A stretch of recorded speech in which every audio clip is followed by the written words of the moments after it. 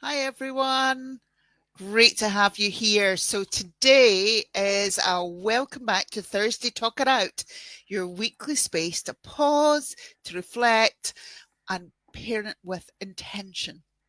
So, today's question is a question I've been asked all the time. If I validate my child's feelings, won't they think the behavior is okay?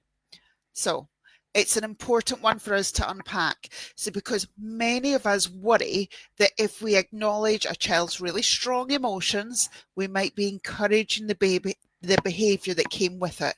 But that's not what validation is really about. So, let's start with what validation means. Validation doesn't mean approval. It doesn't mean saying yes to shouting or grabbing or slamming the door or any of that, that it's okay. It means I can see you're upset. That makes sense. You're acknowledging their experience. You're not condoning their actions. So let me share a real moment from my working week. And I'll be honest, it didn't go perfectly. And that's how it is in real life. So the other day, I was working with a young person in the Activate OT therapy room, and at the end of the session, they wanted to take a couple of the toys home. Now, they weren't expensive toys. I could have easily have said, yep, go for it. But this is a real challenge for this young person. And we also have a rule that we don't take the toys out of the room. They're for other children to play with too. So I said, no, we don't take the toys home. And as you can imagine, it's caused some emotions to rise, and there was lots of negotiations. So there was suggestions given to me, there were arguments, there were ideas. What if I take this one and not this one, or can I swap it out for the next time, or if I give you something in exchange? And it's all coming from that place of wanting to hold on to something that felt good. So in the moment, I wasn't delivering a textbook perfect response in the same ways I don't expect any of you to do it. If you manage it, amazing. But we're human. So I didn't pause with a beautifully worded validation statement straight away. I just tried to stay present and firm. And eventually, what actually happened was we came up with a solution together. We chose a special place in the room where the toys could be kept until the next time they came in.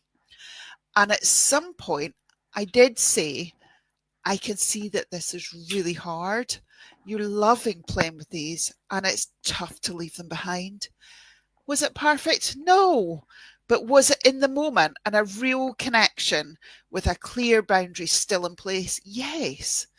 And that's what validation with limits actually looks like.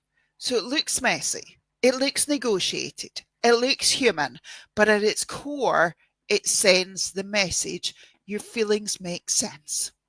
And here's the boundary we're sticking to. But your feelings are still valid.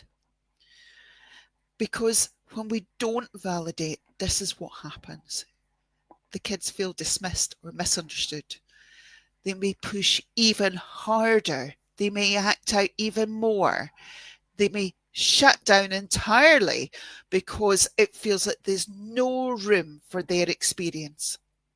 And the behaviour repeats, not because they're naughty, but because the emotion underneath hasn't been seen or soothed. So we can respond. How can we respond to these tricky moments? So we can use a 3-step rhythm. We can do connect, correct, and coach. So we connect by saying, you're feeling really disappointed, or I can see this is really hard for you, or something along those lines. Correct, but it's not okay to take things that don't belong to us. You might want to do this later in the process, or maybe you do that in the moment. Up to yourself. It really depends on the child and how they're feeling at that time. And then we coach. So let's find another way to hold on to this feeling for next time. And let's find that way. And this helps the child to feel safe and heard and guided. So let's think about our final takeaways. Validating your child's feelings doesn't mean letting go of all boundaries. It means holding the line with empathy. This is why children learn how children learn emotional regulation, trust, and respect. So, have you ever had a moment like that when a child really wanted something they couldn't have and you had to hold that line with love? Pop your experiences in the comments. I'd love to hear how you handled it. And thank you for joining me again today. And I'll be back next Thursday for another Talk It Out. So until then, keep connecting, keep holding your boundaries, keep showing up, even if it's not perfect. You are amazing. Keep going.